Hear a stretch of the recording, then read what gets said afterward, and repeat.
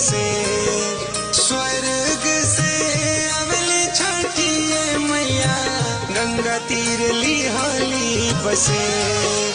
देवलोक से अवले सूरज मलयारा घिया के हो।